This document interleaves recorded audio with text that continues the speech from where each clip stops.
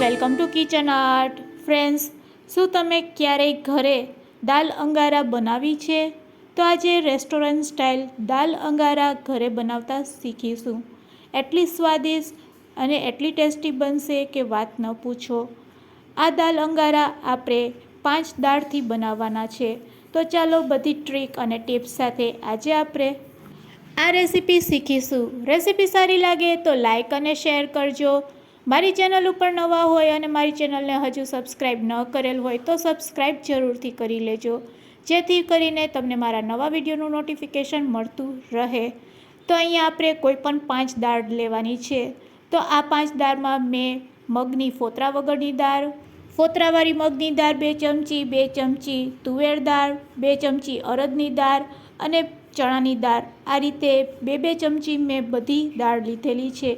અહીંયા જો તમારી પાસે મસૂરી દાળ હોય તો 2 ચમચી મસૂરી દાળ પણ લઈ શકો છો અને કોઈ એક દાળને તમે સ્કીપ કરી શકો છો.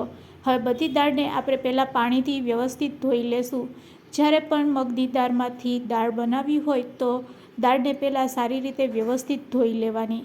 2 થી 3 પાણીથી ધોઈ અને પછી આપણે આ દાળને પલાળશું. જો તમારી પાસે સમય ના હોય તો તમે 15 મિનિટ માટે દાળને પલાળી શકો છો અને જો સમય હોય તો 2 કલાક તમારે આ દાળને પલાળી દેવાની.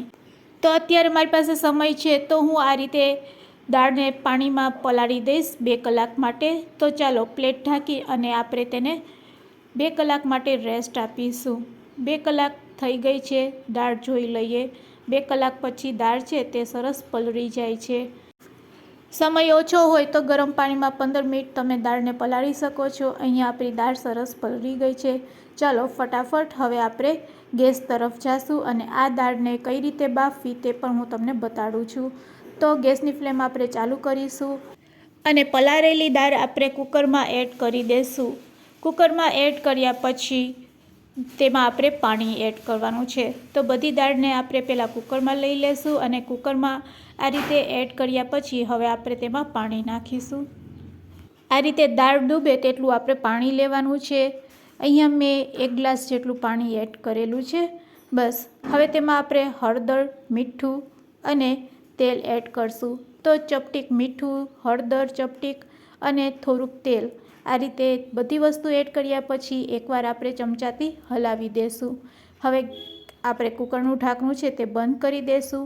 સૌથી પહેલાં આપણે ગેસની ફ્લેમ હાઈ રાખીશું અને હાઈ ફ્લેમ ઉપર 3 સીટી વગાડવાની છે. આ રીતે 3 સીટી વાગી જાય એટલે આપણે ગેસની ફ્લેમ લો કરી 2 સીટી વગાડી લેશું અને પછી ગેસની ફ્લેમ બંધ કરી દેવાની છે. ગેસની ફ્લેમ બંધ કર્યા પછી કુકરનું પ્રેશર કાઢી અને આપણે દાળને ચેક કરશું. જો આ રીતે તમે હાઈ ફ્લેમ અને લો ફ્લેમ ઉપર સીટી વગાડીને 5 સીટી વગાડશો એટલે દાળ છે તે સરસ બફાઈ જશે. તો આપણે આ રીતની જ દાળ બાફવાની છે. અહીંયા એકદમ દાળ મેશ ન થઈ જાય તેનું ખાસ ધ્યાન રાખવાનું છે. બસ હવે આપણે સિમ્પલ વઘાર કરવાનો છે.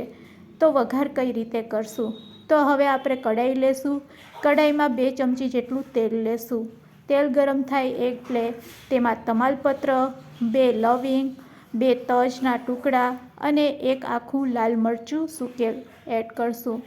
સાથે 1 બાદિયાનું ફૂલ એડ કરી દઈશું. બસ હવે આપણે તેમાં જીરું પણ એડ કરશું. અહીંયા તમારે જીરું ન નાખવું હોય તો સ્કીપ કરી શકો છો. તો આ રીતે ચપટીક હિંગ નાખી લીમડાના પાન એડ કરશું અને લીમડાના પાન એડ કર્યા પછી તરત જ તેમાં આપણે એડ કરવાના છે સમારેલી લીલી ડુંગળી 1 મોટો નંગ. બસ હવે સાથે તેમાં આપણે એડ કરવાનું છે આદુ મરચાંની પેસ્ટ.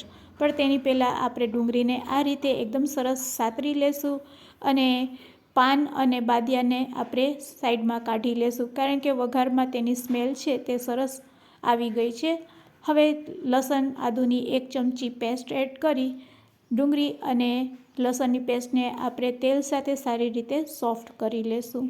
હવે તેમાં આપણે લાલ મરચું પાવડર, અહીંયા આપણે દાળ તીખી બનાવવી હોય તો લાલ મરચું પાવડર 2 ચમચી એડ કરવાનું અને તીખી ન બનાવવી હોય તો 1 ચમચી. સાથે ધાણા જીરું પાવડર અડધી ચમચી અને હળદર આપણે દાળમાં એડ કરેલી છે એટલે અત્યારે આપણે હળદર એડ નહીં કરશું. બસ સ્વાદ મુજબ આપણે ગ્રેવી જેટલું મીઠું એડ કરી દઈશું અને હવે સમારેલા ટમેટાં પણ એડ કરશું. તો અહીંયા મેં નાની ટમેટી આવે છે તે એડ કરેલી છે. તો 10થી 12 નંગ નાની ટમેટીને કટ કરીને એડ કરેલી છે. તેની જગ્યાએ તમારે એક મોટું ટમેટું સમારીને પણ તમે એડ કરી શકો છો. લો ફ્લેમ ઉપર આપણે તેને આ રીતે પકાવી લેશું લીડથી ઢાંકીને. તેલ છૂટવા લાગે એટલે તરત જ આપણે બાફેલી દાળ છે તે તેમાં એડ કરી દઈશું. દાળ એડ કર્યા પછી હવે તમારે દાળ કેવી ઘટ રાખવી છે તે તમારા ઉપર ડિપેન્ડ છે. જો તમારે દાળને પાતળી કરવી હોય તો તમારે સાઈડમાં પાણી છે તે ગરમ કરવા માટે રાખી દેવાનું. દાળમાં હંમેશા ગરમ પાણી જ એડ કરવાનું. જો તમે હુંફાળું ગરમ પાણી એડ કરશો તો દાળનો સ્વાદ છે તે જળવાઈ રહેશે. તો હોટલના સ્વાદ જેવી દાળ છે તે અહીંયા રેડી છે. બસ હવે આપણે ફક્ત 1થી 2 મિનિટ તેને આ રીતે ઉકળવા દેશું. દાળ સરસ ઉકળી જાય એટલે ગેસની ફ્લેમ આપણે બંધ કરી દઈશું. તો અહીંયા દાળ આપણી તૈયાર છે. ચાલો ગેસની ફ્લેમ બંધ કરી દઈશું અને થોડીક લીલી કોથમરી તેમાં એડ કરશું. તો એકદમ ગરમા ગરમ દાળ છે તે રેડી થઈ ગઈ છે. ફ્રેન્ડ્સ, આ વિડીયો તમે ક્યાંથી જોઈ રહ્યા છો તે મને કમેન્ટ્સમાં જરૂરથી કહેજો. અને વિડીયો સારો લાગતો હોય તો એક લાઈક પણ જરૂરથી આપજો. હવે આપણે દાલ અંગારા બનાવવાના છે. તો દાલ અંગારા બનાવવા માટે તમારે શું કરવાનું છે? જો તમારે દાલ અંગારા તરીકે આ દાળને પીરસવી હોય તો તમારે કંઈ નથી કરવાનું. બસ કોલસાને ગરમ કરો અને ફોઇલ પેપર ઉપર આ રીતે વાટકીમાં તમે કોલસાને રાખી થોડુંક ઘી નાખીને 2 મિનિટ માટે આ રીતે જ ઢાંકીને રહેવા દો. 2 મિનિટ પછી તમે જોશો તો દાળમાં એક સરસ ફ્લેવર આવી જશે અને આ ફ્લેવર એટલો સરસ લાગે છે કે વાત ન પૂછો. બસ હવે ફરીથી આપણે એક વઘાર કરવાનો છે દાળ ઉપર. તેના માટે તેલ ગરમ કરી લાલ મરચું પાવડર કાશ્મીરી એડ કરી એક સૂકેલું મરચું એડ કરવાનું છે અને વઘારને આપણે દાળ ઉપર એડ કરશું. બસ જે તમાલપત્ર અને બાદિયાને આપણે કાઢી લીધા હતા તે તેમાં એડ કરી દઈશું. તો આ રીતે દાળ વઘારશો તો ચોક્કસથી દાળ એકદમ ટેસ્ટી બનશે. તો ફ્રેન્ડ્સ, આજની રેસીપી કેવી લાગી તે મને કમેન્ટ્સમાં જરૂરથી કહેજો. અને રેસીપી સારી લાગી હોય તો તમારા ફ્રેન્ડ્સ, મિત્ર અને ગ્રુપમાં શેર કરવાનું ભૂલશો નહીં. આવા નવા વિડીયો જોવા માટે મારી ચેનલને સબસ્ક્રાઈબ જરૂરથી કરી લેજો. Thanks for watching.